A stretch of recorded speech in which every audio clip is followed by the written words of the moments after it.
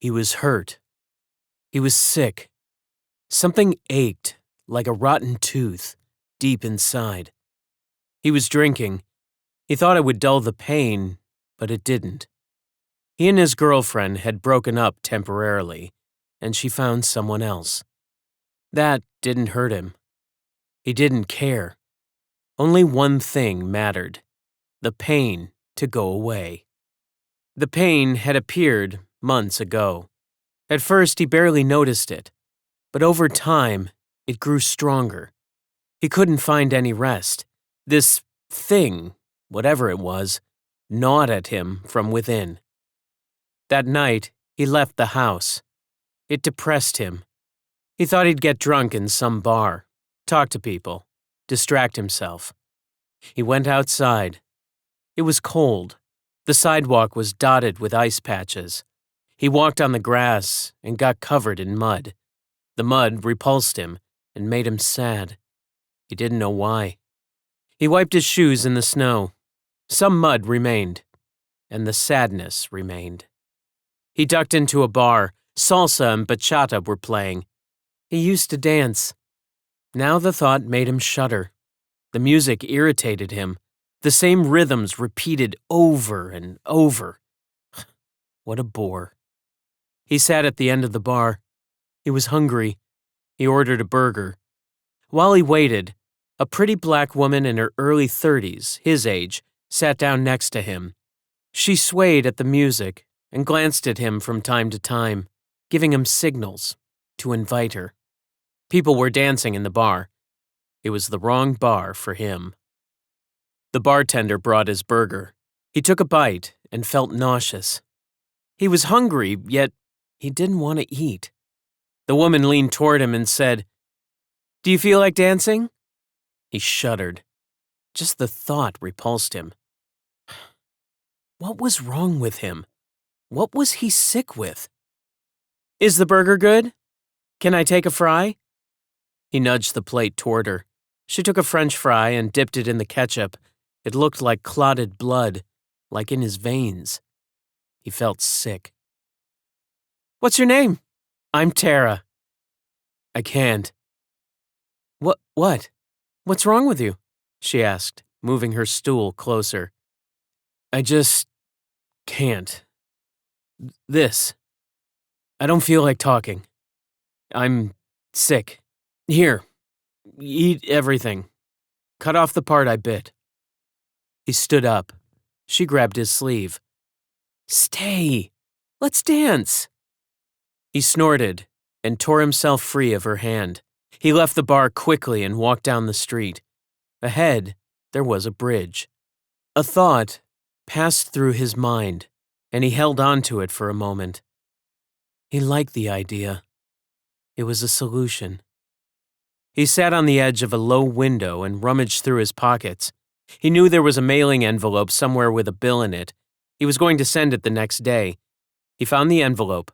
He opened it, crumpled the bill and the check inside, and put it back. He had a pen. He always carried one. At least once he would use it. In large letters, he wrote on the envelope, "I did this of my own free will. I blame no one. Farewell." He slipped the envelope into his jacket pocket and headed toward the bridge. He walked slowly but decisively. The bridge was in the middle of the city, but at that hour, it was deserted. No one would stop him. It would be quick. The river below was wide but shallow. The bridge was 5 or 6 meters high. If he jumped, he would hit the bottom, and the shallow river would be enough to drown him. He reached the bridge. He slowed his pace. He was almost in the middle. A little more, and he would be at the spot from which he would jump. Something caught his attention. On the outside of the bridge railing, an elderly man was crouched. He was holding on to the railing. The way he was positioned, he couldn't pull himself back up. It was immediately clear to the man walking on the bridge what the old man intended to do. He had gone there to jump, to commit suicide. Their eyes met. The man on the bridge realized he had to act, or the old man would jump. If he approached, the old man might let go. But either way, he was going to let go. The man on the bridge took 2 quick steps, reached the railing, and grabbed the old man by the wrists. The old man jerked back, but the man didn't let go. "Help!" he shouted. "Help!"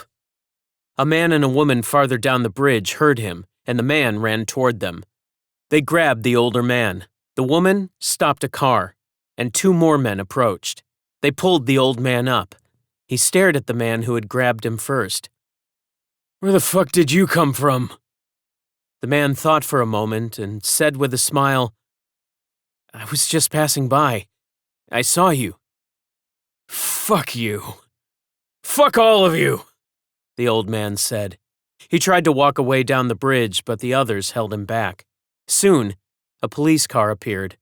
The officers didn't ask questions. Apparently, someone had already called them. They put the old man in the car.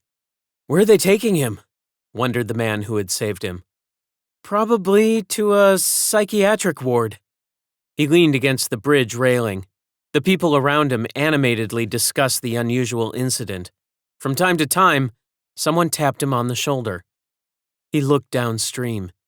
Ahead, another bridge. The lights on it reflected in the river and danced on the water. He reached into his pocket. In the scuffle, his farewell letter had fallen out. He looked around, only cigarette butts on the sidewalk. He looked back at the river. He thought he saw something white drifting with the current. Could it be his note? The white shape was there, farther downstream, and then it disappeared. He realized he had taken from the older man what he himself had been about to do. He thought again about what he had wanted. It seemed absurd. He wondered why. He searched for the pain, but where it had been, there was now warmth. The rotten tooth, had gone quiet. He was surprised, but he felt good, for the first time in a long while. What could he do now? Damn it, he felt like dancing. He looked around, noticing the decorations for the first time, the garlands, toys, and lights. Suddenly he realized it was Christmas. And how beautiful everything was. He set off at a brisk pace back toward the bar.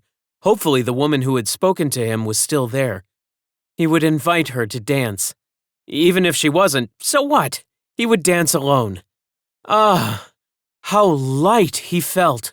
How wonderful it was not to hurt anymore, whatever that thing was that hurt.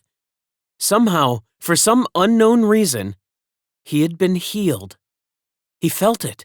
He was healthy, at least for now. For now, the pain was gone, and he was going to dance all night.